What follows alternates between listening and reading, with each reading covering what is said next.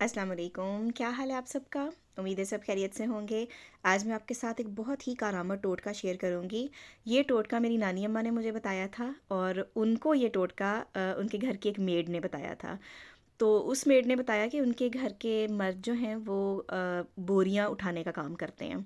तो जब नानी अम्मा ने पूछा उनसे कि इतनी भारी बोरियां उठाने के बावजूद उनकी कमर जो है वो कैसे ठीक रहती है, तो उन्होंने ये नुस्खा जो है नानी जान को बताया था और बहुत ही कारआमद नुस्खा है।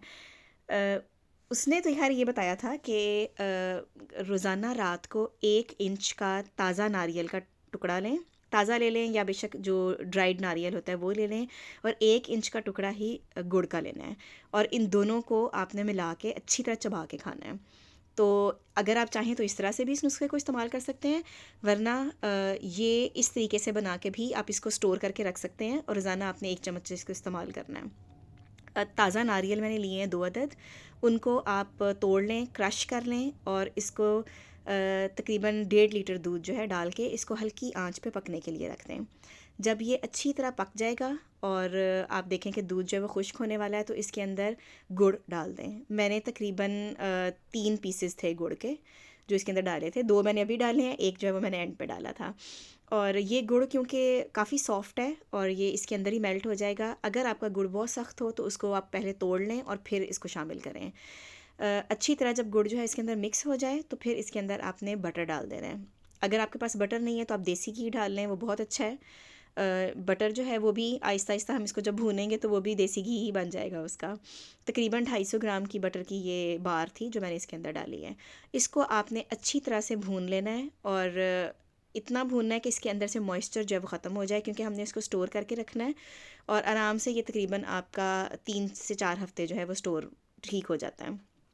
अगर आप चाहें तो इसको फ्रिज में रख लें, अगर मौसम ठंडा है तो बाहर भी रख सकते हैं। इसको खाना इस तरह से है आपने कि बेशक सुबह सुबह अगर आपको अच्छा लगे तो सुबह के टाइम पे या फिर रात को सोने से पहले 2 टेबल स्पून इसके अच्छी तरह चबा के आप इसको खा लें और ऊपर से आप दूध पी लें। तो कुछ अरसे के इस्तेमाल से ही आपकी कमर जो है वो उसमें अगर दर्द रहता है तो वो दर्द ठीक हो जाएगा। और कमर की हड्डियों की मजबूती के लिए ये नुस्खा जो है ये बहुत अच्छा है।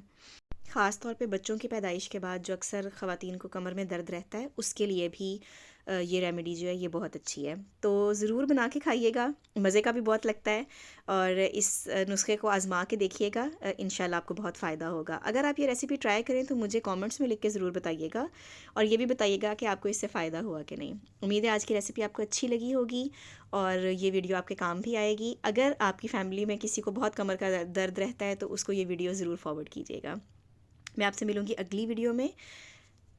अगर आपको मेरा कंटेंट अच्छा लग रहा है तो मेरी वीडियोस अपनी फ्रेंड्स और फैमिली के साथ ज़रूर शेयर कीजिएगा। अगर आप चाहें तो मुझे इंस्टाग्राम पे भी फॉलो कर सकते हैं। मेरा इंस्टाग्राम हैंडल इस टाइम आपको स्क्रीन पे नज़र आ रहा होगा।